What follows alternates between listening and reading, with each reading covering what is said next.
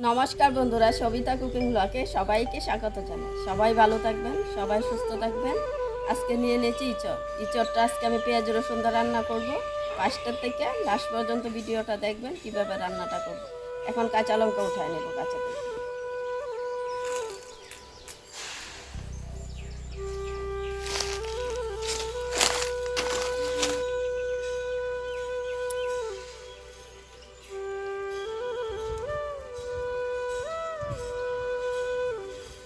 কাঁচা লঙ্কাটা উঠানো হয়ে গেছে।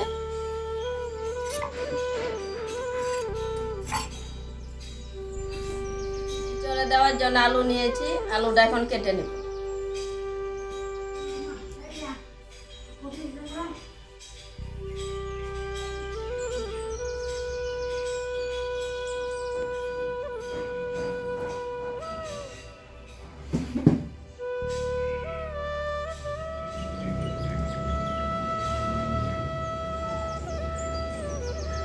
সম্পূর্ণ আলু কাটা হয়ে গেছে, এখন বেছে নিব পেঁয়াজ আর রসুন।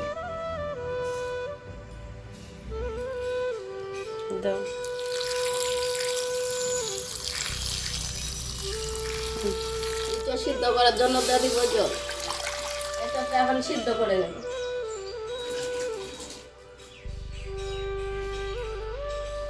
অল্প করে লবণ, তাড়াতাড়ি সিদ্ধ হবে।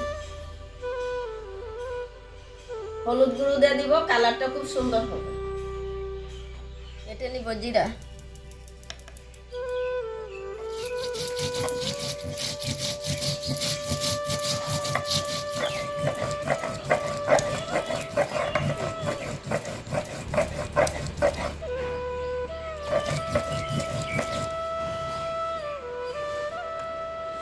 জিরাটা বাটা হয়েছে, চাইটা রেখে দিব।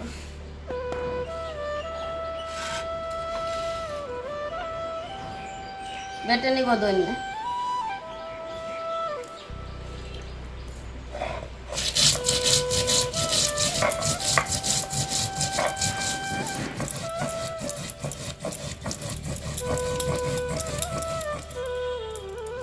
ধনিয়াটা বাটা হয়ে গেছে, এখন উঠে নেব। বেটে নিব শুকনো লঙ্কা,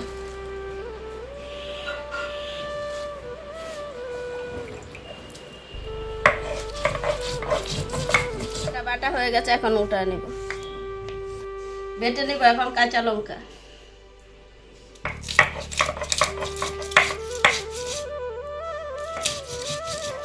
কাঁচা লঙ্কাটা বাটা হয়ে গেছে, এখন উঠে নিব।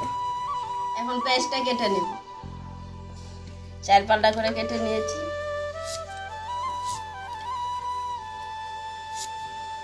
হয়ে গেছে, এখন উঠে নিব। সবকিছু মশলা দিয়ে এখন মেখে নেব।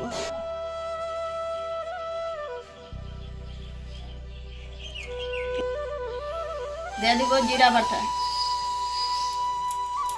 ধনিয়া বাটা, শুকনো লঙ্কা বাটা,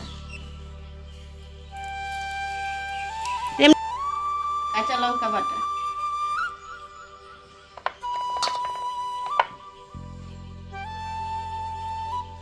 হলুদ গুঁড়ো, স্বাদ মতো লবণ, সরষের তেল, সবকিছু দেওয়া হয়েছে, এখন মেখে নেব।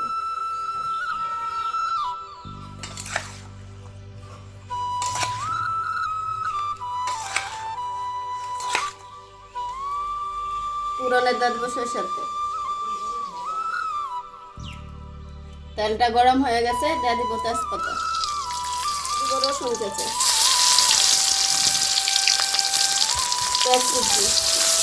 পেঁয়াজটা রসুনটা ভাজা হয়ে গেছে, এখন দিয়ে দিব এঁচড়টা। দিয়ে দিব এখন পেঁয়াজ বাটা, রসুন বাটা, আদা বাটা।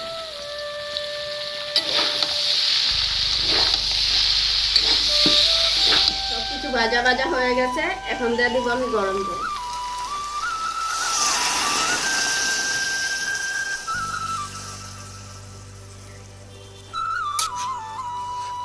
শেষে দিয়ে দিব গরম মশলা।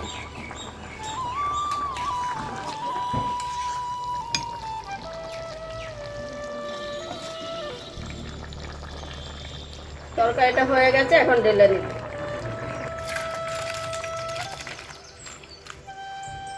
এঁচড়ের তরকারিটা কেমন হয়েছে যদি ভালো লাগে কমেন্টে জানাবেন, লাইক করবেন, শেয়ার করবেন।